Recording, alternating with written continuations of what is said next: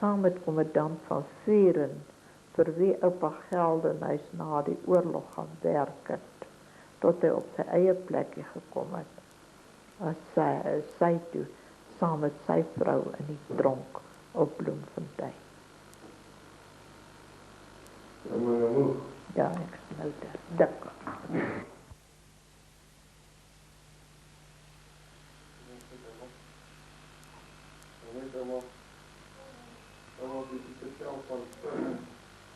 Van ouma se kinderdae, waarmee ouma gespeel het, waar ouma, hoe die huis gelyk het en so.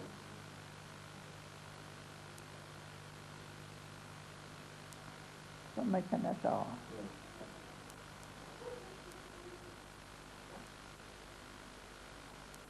Ek is in 1916 gebore, 8 September, en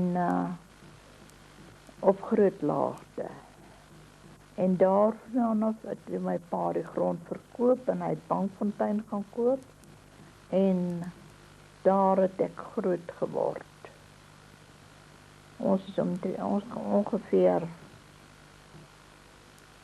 in 1921 het ons daar gekom. En ons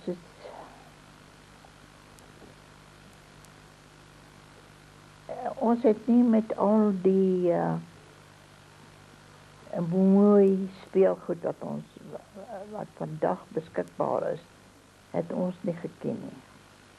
Ons het enkele geskenkies gekry en so, maar ons het meeste wat ons gespeel het ons huise gemaak onder die bome,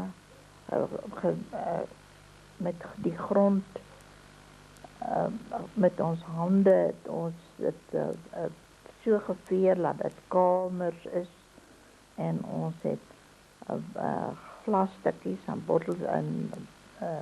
bottelstukkies opgetel, en so het ons huisies gebou.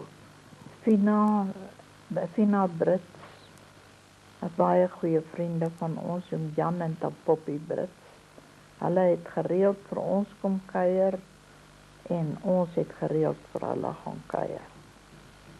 En ons het toen altyd lekker, en my broer Salmon, hy was maats met ons gewees, en Gert Minnie, hy was ook 'n maat, en dan kom hy met die donkie van Sterkloop af op Sondagoggend, en dan speel ons nou die hele dag. Daar was nie so baie keer wat ons kon kerk toe gaan nie, want ons het met karrepere gery en die distansie het getel.